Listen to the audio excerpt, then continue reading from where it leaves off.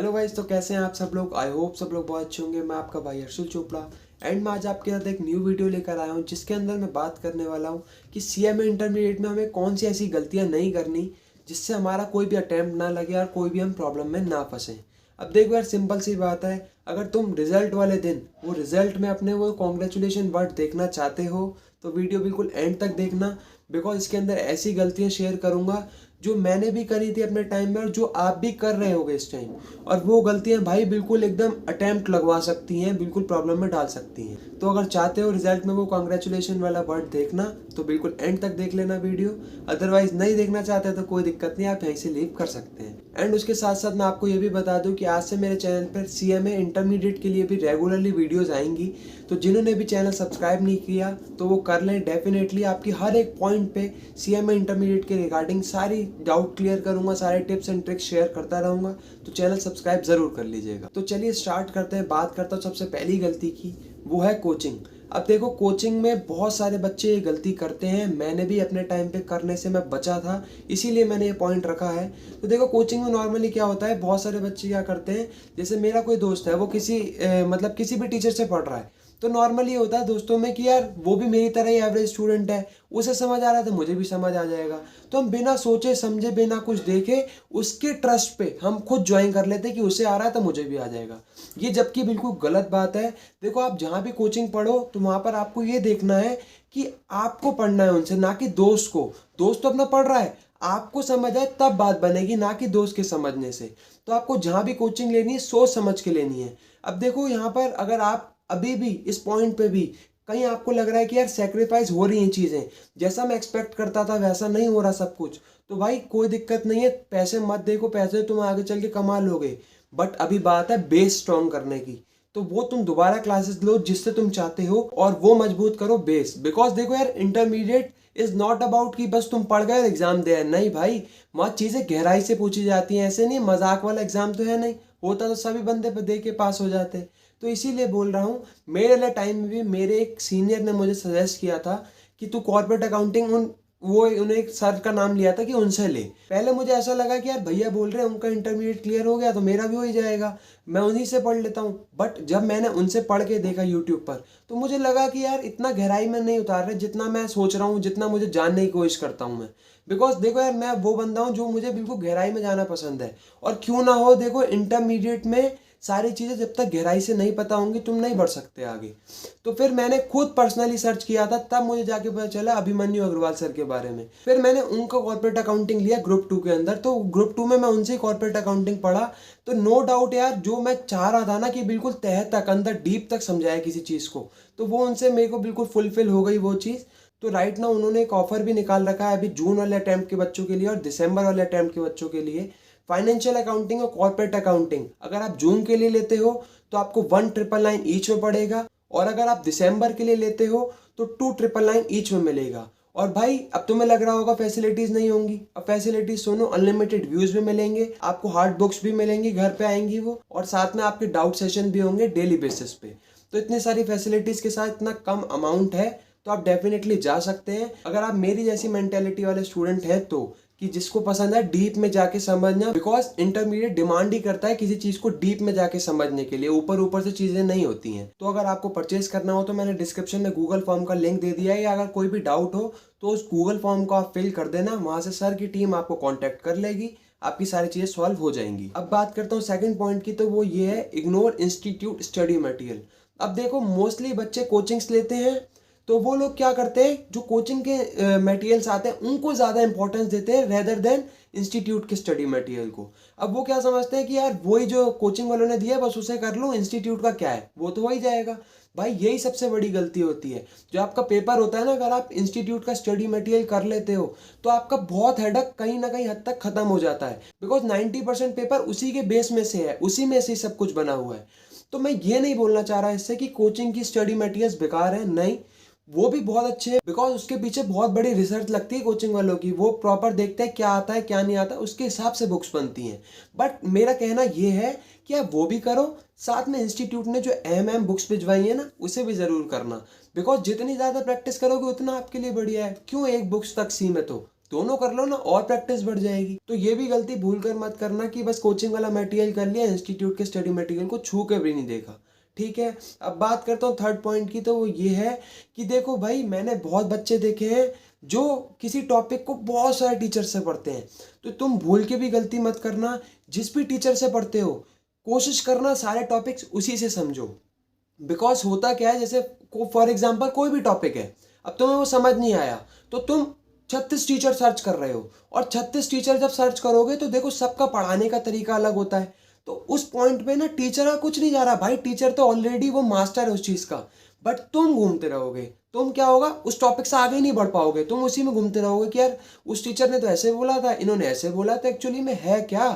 तो इसीलिए बोल रहा हूँ, जिस टीचर से पढ़ो उसी से पढ़ना, बाकी बच्चों की तरह गलती मत करना कि जगह जगह हर टीचर से पढ़ के देख रहे हैं कि इनसे भी पढ़ लेते हैं, उनसे भी पढ़ लेते हैं। नहीं, वो तुम्हें ही कंफ्यूज करेगा, एंड में तुम्हें ही लगेगा कि यार उन्होंने तो ऐसे बोला था, इन्हें ये ऐसे बोल रहे हैं, तो एक्चुअली में सही क्या है, किसे लिखूं। तो तुम कंफ्यूजन में सारी चीज़ें बिगाड़ दोगे और आगे तो बढ़ ही नहीं पाओगे, बिकॉज वही टॉपिक तुम्हें क्लियर नहीं होगा।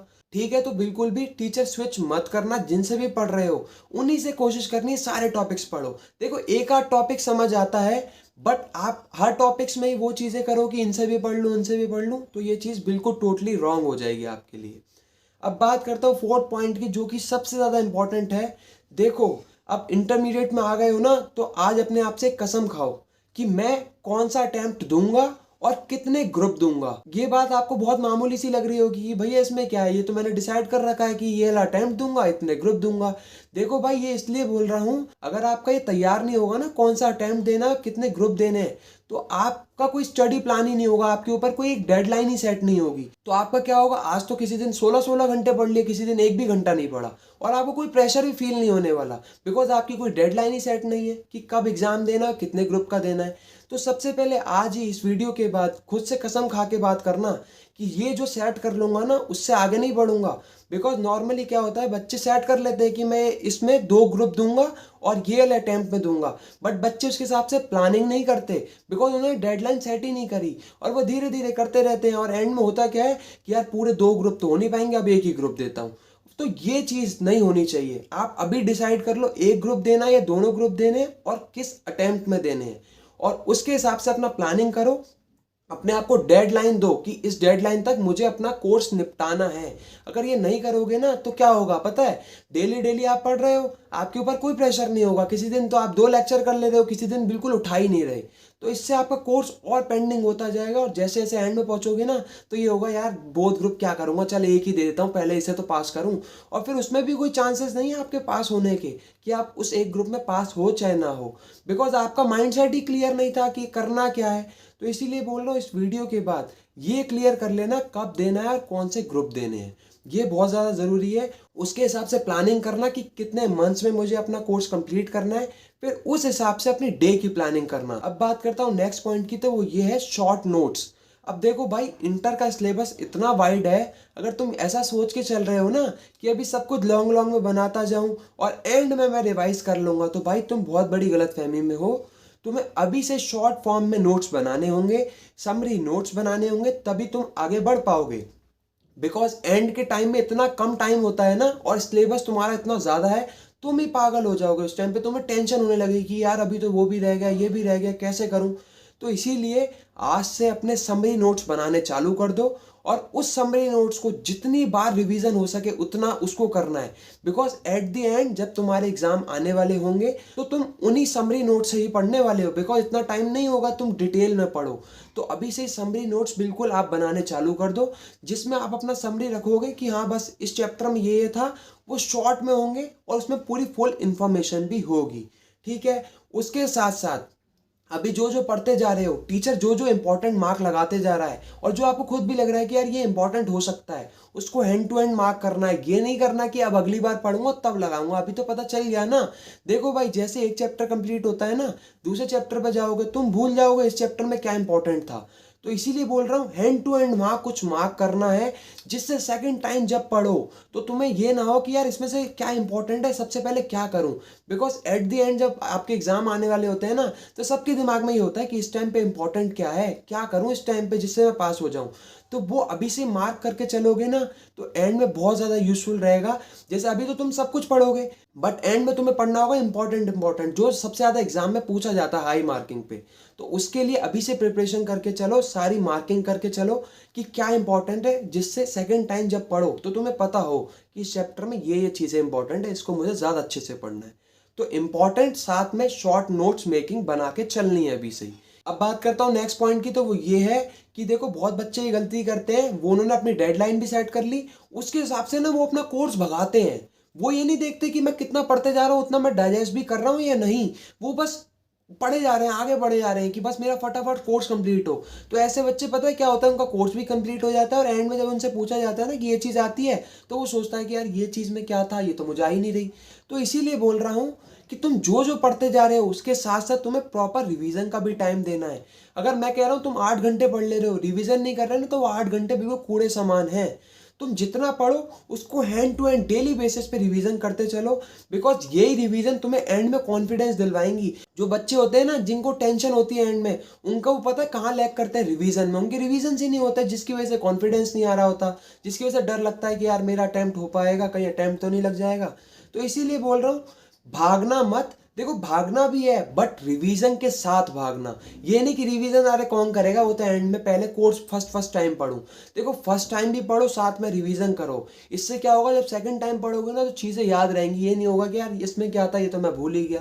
तो इस चीज़ का भी ध्यान रखना। अब बात करता हूँ नेक्स्ट सबसे इंपॉर्टेंट पॉइंट की, तो वो ये है कि देखो आपके दो तरीके के सब्जेक्ट्स हैं, practical subject and theoretical subject. तो हम लोगों में सबसे बड़ी गलती क्या होती है कि हम लोग प्रैक्टिस नहीं करते। जैसे एक बार सब कुछ पढ़ लिया, उसके बाद ओरली लगे हुए हैं, रीडिंग कर रहे हैं जी। देखो यार न्यूमेरिकल सब्जेक्ट्स ना रीडिंग से नहीं होते, उसको तुम्हें प्रैक्टिकल सब्जेक्ट्स को प्रॉपर, भले मैं कह रहा हूँ कितनी बार भी तुमने पढ़ लिया, लिख के प्रैक्टिस करनी है। बिकॉज लिख के नहीं करोगे ना तो एग्जाम में तुम्हें काफ़ी स्टेप्स गायब होंगे, तुम्हें पता ही नहीं होगा प्रेजेंटेशन एक्चुअली में है कैसी, बिकॉज तुमने तो रीडिंग करी थी सिर्फ। और जो थियोरटिकल सब्जेक्ट्स हैं जैसे लॉ, उसमें तुम्हें प्रॉपर प्रेजेंटेशन पे ध्यान देना है। देखो प्रेजेंटेशन से नंबर मिलते हैं, जो लोगों के नंबर कम रह जाते हैं ना वो इसीलिए बिकॉज वो पढ़ने पे ज़्यादा ध्यान देते हैं रेदर देन कि उसकी प्रेजेंटेशन कैसी है। तो आपको दोनों चीज़ें, चाहे वो आपका प्रैक्टिकल सब्जेक्ट हो चाहे थियोरटिकल सब्जेक्ट, उसको लिख लिख कर प्रैक्टिस करना है, भले कितनी बार भी पढ़ लिया हो। तो ये भी गलती बिल्कुल मत करना कि बस रीडिंग कर रहे हैं हमें आता है, ओवर कॉन्फिडेंस, नहीं ये नहीं करना। अब बात करता हूँ लास्ट सबसे इंपॉर्टेंट पॉइंट की, तो वो ये है कि देखो भाई डिस्ट्रैक्शन। देखो इंटरमीडिएट में बहुत ज़्यादा बड़ा सिलेबस है, तुम्हें डिस्ट्रैक्शन मिटाने होंगे। अब देखो डिस्ट्रैक्शन, सबसे पहले बात करता हूँ सोशल मीडिया की। सोशल मीडिया तुम रखो, इंस्टाग्राम रखो, यूट्यूब रखो, लिंक्डइन भी रख सकते हो, बट जो स्नैपचैट है ना और फालतू की जो भी ऐप्स है मुझे नहीं पता, वो तुम सब हटा दोगे भाई। ये स्नैप भेजने से कुछ नहीं होने वाला, सब फालतू बनती की चीज़ें। पैसे मिल रहे हैं क्या, पैसे मिल रहे हैं तो भेजो, नहीं मिल रहे ना फालतू की चीज़ें से छोड़ो। और देखो इंस्टाग्राम और यूट्यूब तुम्हें चलाना है चलाओ, बट खुद से कसम खाओ कि यूट्यूब पे एक नया अकाउंट बनाऊंगा जिसमें स्टडी बेस्ड चैनल से ही लिंक कराऊंगा, ना कि क्रिंज वाली चीज़ों से कि डांस देख रहे हैं, रील्स देख रहे हैं, मस्त शॉर्ट्स देख रहे हैं, नहीं। और ऐसे ही अगर इंस्टाग्राम भी चलाना है तो बिल्कुल चलाओ, बट उसमें भी आप स्टडी रिलेटेड चीज़ों से ही कनेक्ट रहोगे। जैसे ICMI के ऑफिशियल अपडेट्स के बारे में, जैसे मेरे इंस्टाग्राम से भी कनेक्ट हो सकते हो, वहाँ मैं मोटिवेशनल ही डालता हूँ, कोई क्रिंज चीज़ें नहीं डालता जिससे आपका दिमाग डाइवर्ट हो या डिस्ट्रैक्ट हो। तो इस चीज़ का ध्यान रखना। सोशल मीडिया चलाओ, कोई दिक्कत नहीं, थोड़ा अपडेट भी रहना चाहिए, जिससे पता चलता रहे कि CMA में अंदर हो क्या रहा है, क्या अपडेट्स आए हैं, क्या हुआ है। तो रहो बट स्टडी बेस्ड चैनल से कनेक्ट रहो, ना कि तुम डांस देख रहे हो, शॉर्ट्स देख रहे हो। तो इस चीज़ का ध्यान रखना। और बात करता हूँ सेकंड सबसे बड़ा डिस्ट्रैक्शन का जो इस एज में होता है, अदर जेंडर अट्रैक्शन। अब देखो तुम्हें लग रहा होगा भैया ये क्या है, तो ठीक है, देखो भाई ये एज ऐसी है, तुम्हारी एज का मैं भी हूँ, सबके साथ ये प्रॉब्लम होती है। अदर जेंडर होता है ना, उसके प्रति सबको अट्रैक्शन होता है। अगर लड़का है तो लड़की के लिए, लड़की है तो लड़के के लिए। तो इसे बिल्कुल भूल जाओ, बिल्कुल अपने दिल पे ताला लगा लो कि भाई नहीं, कुछ भी नहीं है। क्योंकि भाई ये डिस्ट्रैक्शन जो तुम्हें थोड़ा थोड़ा टेम्परेरी अच्छा मजा दिलवाती है ना, तो ये तुम्हारा अटेम्प्ट लगवा सकती है। बिकॉज तुम बातचीत चालू करोगे नॉर्मल कि यार मैं तो अपनी पढ़ाई पे फोकस रहूंगा, ये नॉर्मल बातचीत कर रहा हूँ, बट वो बातचीत का बढ़ते बढ़ते तुम्हें बिल्कुल तुम्हारे अटेम्प्ट को ही गवा देगी, वो तुम्हें भी नहीं पता चलेगा। इसीलिए बोल रहा हूँ अट्रैक्शन वगैरह सिर्फ फालतू की चीज़ है, कुछ नहीं मिलने वाला भाई। एक बार क्लियर कर लो, फिर तो पूरी जिंदगी पढ़िए, फिर कर लेना अट्रैक्शन। तो इसीलिए बोल रहा हूँ ये डिस्ट्रैक्शन, ये सेकंड वाला जो सबसे पहले बोला ना, बहुत ज़्यादा इंपॉर्टेंट है। ये तुम्हारा पूरा अटेम्प्ट बर्बाद कर सकती है, तुम्हारी ज़िंदगी ख़राब कर सकती है। तो इसीलिए बोल रहा हूँ इसका सख्त ध्यान रखना है। तो ये जो सारे पॉइंट्स बताए ये गलती भूल कर भी मत करना। मुझे कमेंट में बताना कि कौन सी आप गलती कर रहे हो। तो आई होप आपको सारी गलतियां समझ आई होंगी। तो आप ध्यान रखना, अब कर रहे थे तो रोक देना, बिल्कुल मत करना। ठीक है, तो आई होप आपके लिए वीडियो बहुत ज़्यादा यूजफुल रही होगी। तो अगर यूजफुल रही है तो फटाफट वीडियो को लाइक कर दे, कमेंट कर दे, शेयर कर दें, चैनल को सब्सक्राइब कर दें। Thank you so much.